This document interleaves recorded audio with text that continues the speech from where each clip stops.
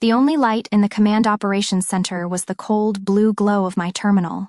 On the main tactical display, a single audio channel crackled to life, a beacon of pure panic in the engineered calm of the room. It was his voice. "Cock, this is Nightfall Actual. We are blind. The system is locked down. They've cut us off." The transmission was choked with static and the distant sound of gunfire, a world of chaos bleeding through the speakers. A moment later, his voice returned, stripped of all its usual arrogance. "Echo, Sergeant Rostova, if you can hear me. I need the Chimera override. God help us, I need the code." My hand hovered over the cool glass of the biometric pad, my own reflection a mask of control in the screen. My heart was a steady, cold drum against my ribs. 12 hours earlier, that same heart had been hammering with a different emotion, a cold, familiar fury. We were in the mission briefing for Operation Nightfall. My commander, Thorne, a man who believed the only problems worth solving were the ones you could put a bullet in, stood before the squad. He moved with the swagger of a man who had never been proven wrong, outlining a direct action raid that was all brute force and bravado. When he got to my portion of the plan, the signals intelligence brief, he gestured dismissively. At the screen, at the careful, intricate work I had spent weeks preparing. "Intel suggests heavy electronic warfare capabilities," he announced, his tone dripping with condescension. "But speed and aggression will win the day. Rostova's digital infiltration plan is too slow, too delicate." He turned his gaze on me, and the entire room followed. It was the same look he gave me last month, when my network analysis prevented a training ambush, a success he'd dismissed as a lucky guess. I saw it on the internal ledger. Another debt of respect unpaid. He pointed a finger toward the door, his voice booming in the suddenly silent room. "We need warriors, not typists. Stand down, you're not part of this op—" The words hung in the air. A public branding. Humiliation washed over me, hot and sharp, but I refused to let it show. I met his dismissive stare, gave a single sharp nod, and gathered my datapad. As I walked out of that room with my head held high, the weight of every condescending comment, every overlooked success, settled not as shame, but as a cold, hard certainty. He had just made a catastrophic mistake. He saw my skills as a liability, a quiet weakness in his world of noise and fury. He had no idea he'd just sidelined the only person who built the digital lock, held the master key, and wrote the emergency protocol for the very trap he was about to walk into. To understand the reckoning that was coming, you have to understand the two battlefields I fought on. To understand Commander Thorne, you had to understand the world he built around himself. His squad, Nightfall, was a monument to his own image. Their days were a grueling ritual of physical dominance, a constant cycle of the firing range, the weight room, and brutal obstacle courses under a relentless sun. They communicated in grunts and sweat, their shared language one of pain and endurance. They were all physical specimens, carved from stone and grit, and in their world I was an anomaly. I was the ghost in their machine, the quiet girl behind the screen, and they never let me forget it. My call sign Echo wasn't a sign of respect, it was a label of dismissal. I was the faint, disembodied voice on the radio, a background hum, never a real presence. I remember one afternoon coming out of the server room after a 12-hour simulation, my eyes aching from the screen. Thorne's second-in-command, a master sergeant named Diaz who wore his contempt for my work like a badge of honor, was leading a cool-down session. He saw me and grinned, clapping a heavy hand on my shoulder that was meant to feel friendly, but was weighted with condescension. "Don't worry, Echo, we'll leave the door open for you," he said, loud enough for the others to hear the joke. "Just try to keep up on the radio." They all chuckled. On my internal ledger, I filed the moment away with a dozen others just like it. The time my threat analysis was ignored, the time they forgot to include me in a debrief for an op my intelligence made possible. To them, strength was something you could see, something you could measure in muscle and gunpowder. My strength was invisible, and therefore, it was imaginary. But then there was my other world. This world existed behind a single, unmarked metal door that required a palm scan and a 7-digit PIN to open. Inside, there was no mud, no shouting, no smell of sweat, only the sterile quiet of a sensitive compartmented information facility, or SIF. It was a silent, refrigerated box where the real wars were being fought. It was in that room, just an hour after Diaz and his men had shared their laugh at my expense, that I connected to a secure video link. On the other end, in a dimly lit office in the Pentagon, was General Madsen, the head of Cyber Command. He was a man who saw the entire world as a network, a complex system of vulnerabilities and exploits. He wasn't looking at my muscle mass, he was looking at lines of code projected on the wall behind him, my lines of code. "Sergeant," General Madsen began, his voice a low gravel of authority that carried none of Thorne's bluster, only genuine respect. "Your work on the Blackgate exploit was elegant." He leaned forward, his eyes fixed on me through the camera. "The NSA thought it would take them 6 months to crack that encryption. You did it in 72 hours. You didn't just prevent an attack, you dismantled their entire regional command structure from the inside out. You turned their greatest weapon into our private listening post." I just nodded, a familiar warmth spreading through my chest, the quiet, profound validation of being truly seen by someone who understood the battlefield. He wasn't finished. "You are a new kind of soldier, Rostova, fighting a new kind of war," he said, his expression deadly serious. "Which brings me to Protocol Chimera. It is your project. Its activation is keyed to your biometrics and your authorization alone. No one, myself included, can activate it without you. Do you understand the weight of that responsibility?" In that moment, the contrast was staggering. To the men I lived with, I was a joke, a support asset. To the man who commanded the future of warfare, I was the only one who held the key. It was a secret I had to carry in silence, a heavy, isolating truth. My two worlds were never meant to collide. I once overheard a new recruit asking Thorne why I wasn't given more field credit, why I was always kept behind the lines. Thorne had scoffed, his voice carrying across the motor pool. "This is a kinetic world," he'd said, spitting on the ground. "You win fights with bullets, not bites. She's smart, I'll give her that, but she's not a soldier." He finished with the line that defined his entire worldview. "She hasn't been through the fire." I remember thinking to myself, he's wrong. He thinks the fire is just explosions and shouting. He has no idea about the silent fire of a digital war. The cold sweat of watching an enemy counter hack unfold in real time, knowing that one wrong line of code, one misplaced keystroke, could bring down a friendly drone, wipe a server of critical intel, or lead a team just like his into a trap they'd never see coming. That was a fire you had to face alone, in the quiet and the dark, with no one to see you burn. For years I had tried to earn their respect by speaking their language of physical endurance and battlefield bravado, but after he shut me down in that briefing, I knew I never could. He only respected one thing: absolute operational control. So I decided, when the time came, I would speak to him in the only language he understood.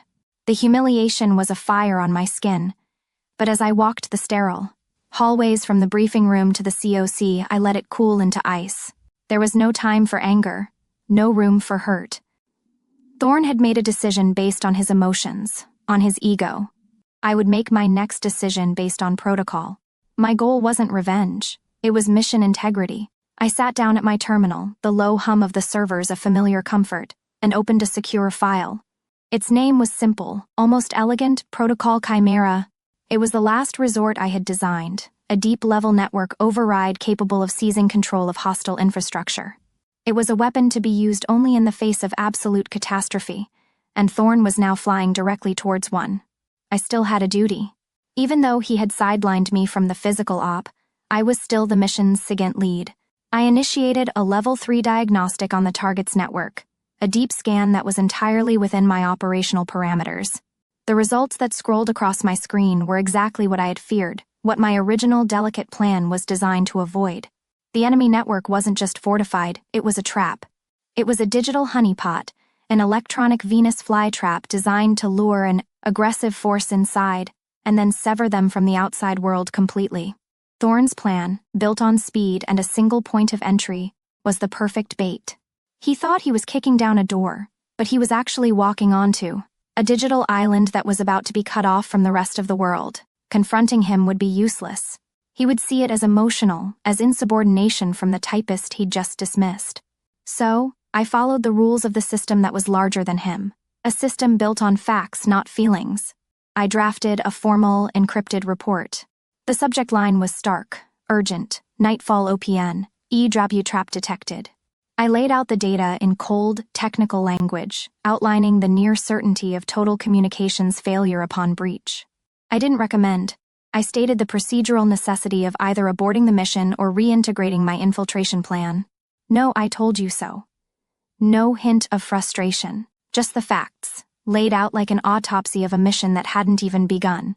I sent it up the chain of command, flagging it directly to General Madsen's office.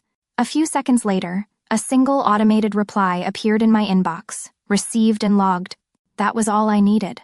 I had done my duty. The system was now officially aware of the risk. Thorne's arrogance was no longer just his opinion, it was a documented liability. The warning was sent. The protocol was on standby. Thorne had made his choice, confident in his own strength. He had no idea he wasn't just leading his men into a building, he was marching them into my world, governed by my rules, where I had already set the board. I sat at my console in the Command Operations Center, a ghost in the machine, just as they'd always seen me. The room was a low hum of professional activity, voices kept to a murmur, the main screen, showing the clean green icons of Nightfall Squad moving through the target building. For a few minutes everything looked perfect, a textbook breach and clear. Thorne's brute force plan seemed to be working, and I could feel the smug confidence radiating from the operations officer a few feet away. I kept my expression neutral, my hands resting on my keyboard, and I waited. I knew what the building's network contained. I knew the trap was there, silent and waiting. Then, it happened. Exactly as my diagnostic had predicted, the main screen dissolved into a blizzard of static. Every channel went dead at once. The crisp green icons vanished, replaced by a series of flashing red alerts that painted the room in a hellish light. Signal lost. Drone feed offline. Squad comms severed. The controlled calm of the room shattered. Voices rose in pitch as operators tried to re-establish contact, their confident commands becoming tinged with a rising panic. While the room dissolved into chaos, a strange cold calm settled over me. The inevitable had arrived. The system was performing exactly as it was designed to. The operations officer, a man who usually chewed through problems with relentless efficiency, was hitting a digital brick wall. Every countermeasure failed, every back door was sealed. They were completely locked out, blind and deaf. Just as the panic was about to peak, a single emergency channel crackled. To life, a raw signal hardwired for the direst of circumstances. It was Thorne. His voice, stripped of all its commanding baritone, was a ragged gasp over the sound of gunfire. Cock, Nightfall Actual. We're trapped. It's an ambush. Comms are down. We're completely blind. He was shouting into a void. A king who had just discovered his kingdom was a cage. I listened to the sound of his certainty breaking apart, and I felt nothing, just the quiet hum of the servers around me. Just as the operations officer was about to respond, a new face blinked onto a priority display, overriding all other feeds. It was General Madsen. His face was a grim granite mask, and his voice cut through the chaos like a razor blade, silencing the entire room. Commander Thorne, report your status. Thorne, his voice strained and cracking, repeated that they were pinned down, cut off, their electronics useless. There was a long, terrible pause. Madsen's response was ice-cold and broadcast for every single person. In that room to hear, a public judgment delivered from on high. You were warned about this possibility, Commander. My office received a SIGINT report hours ago detailing this exact scenario. You chose to disregard that assessment. He let the words hang in the air, a formal indictment of Thorne's arrogance. Then, his eyes seemed to find me through the camera. Sergeant Rostova, every head in the room turned. Every eye was suddenly fixed on me. The typist, the ghost, the girl who wasn't a real soldier. The weight of their stares was a physical thing, but it wasn't heavy. It was empowering. General Madsen's voice left no room for argument. Protocol Chimera is now authorized. The lives of that team are in your hands. Take control. I didn't say a word. I simply turned back to my terminal and patched my feed to the main screen. The frantic, flashing red alerts were replaced by my own calm, orderly interface. As I began the command sequence, Thorne's voice came over the emergency line one last time, broken and pleading. Echo, Sergeant, please, we need the bypass code. He still didn't get it. He was asking for a key when I was about to take ownership of the entire building. My fingers moved with practiced precision across the keyboard, not in a rush, but with the deliberate confidence of a surgeon. The final step required biometric authentication. As I placed my palm on the scanner, I thought of Diaz's condescending smile and Thorne's dismissive wave. This is for every time you said I hadn't been through the fire, I thought. You're in my fire now. The screen flashed. Authentication accepted. Sergeant Rostova, E clearance level, Omega. The effect was instantaneous. The hostile network map on the main screen didn't just unlock, it shattered like glass. In its place, a clean, blue tactical grid appeared. My tactical grid. Safe exit routes were highlighted in green. The squad's comms flickered back to life, flooding the room with the sounds of their relief. I hadn't just opened a door for them. I had seized the entire digital battlefield, turning the enemy's weapon against them. In the sudden silence of the COC, the only sound was the quiet click of my keyboard. Thorne was speechless. His public failure and my absolute authority was laid bare for all to see. He spent a year teaching me that in his world, he gave the orders. In the end, it took just 5 seconds and 1 biometric scan for him to learn that in my world, I was the command. The debriefing for Operation Nightfall was held in a room that felt like it had all the oxygen sucked out of it. We all sat at a polished table under harsh fluorescent lights, the silence thicker than any combat zone I had ever monitored. Commander Thorne stood at a rigid, formal attention, his eyes fixed on a point on the far wall, refusing to look at anyone, especially not me. He looked smaller somehow, hollowed out, a man whose entire foundation had been publicly shattered. General Madsen was on the main screen, his face a grim mask of authority. He didn't yell. He didn't need to. His words were precise, each one landing with the weight of a final judgment. Commander Thorne's operational plan failed, Madsen stated, his voice flat and devoid of emotion. Sergeant Rostova's contingency protocol succeeded. He let that simple, brutal fact hang in the air for a moment before continuing. This unit will be restructured to reflect the realities of modern warfare. Changes will be effective immediately. There was no room for argument. It was a verdict. I could feel the eyes of the Nightfall squad on me. Master Sergeant Diaz, in particular, looked at me with a new expression and I couldn't quite decipher. It wasn't friendship, not even warmth. It was a profound, almost fearful respect. They weren't looking at Echo anymore. They were looking at Sergeant Rostova, the woman who controlled the signal, and they were finally, truly seeing me. 6 months later, I walked down a different hallway, my boots clicking on the polished floor. I stopped outside an office with a new nameplate on the door. It read, Warrant Officer E. Echo Rostova, OIC, Cyber Warfare Task Force. The promotion had come directly from Madsen's office. I was no longer a sergeant attached to someone else's command. I was the officer in charge. Inside, my team, a hand-picked group of the brightest analysts and coders on the base, was already gathered around a holographic map, engaged in a quiet but intense debate. My briefings weren't like Thorne's, filled with bravado and shouting. They were calm, collaborative, and lethal in their precision. The weight of command was real, but it wasn't a burden. It felt like coming home. This was my new family, a unit forged not from sweat and gunpowder, but from mutual respect and intellectual rigor. They didn't care how much I could bench press. They cared about the elegance of my code. They challenged my assumptions. They poked holes in my theories, and in doing so, they made our operations flawless. There was a young analyst, a genius from MIT named Kenji, who argued with me for a full hour about a single line of an exploit I'd written. He was right, and I told him so, and we made it better together. That was the difference. Here, my expertise was the currency of respect. The approval I had once so desperately craved from Thorne and his men felt like a memory. From another lifetime, a debt on a ledger that had long since been closed and filed away. I was in the middle of outlining a new mission when a message popped up on my terminal. It was an automated notice from personnel. Commander Thorne had been reassigned to a logistics depot in the Midwest, a quiet end to a loud career. Attached to the transfer orders was a one-line personal note, sent from his official account. It just said, "You were right. Thank you." I stared at the words for a long moment. 6 months ago, that admission would have felt like a monumental victory, a validation I had fought years for.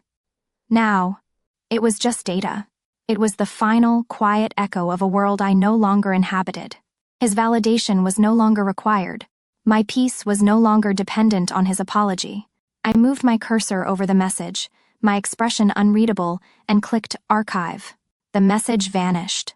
I turned back to the holographic map where Kenji and the others were, waiting, and pointed to a key vulnerability in our target's network.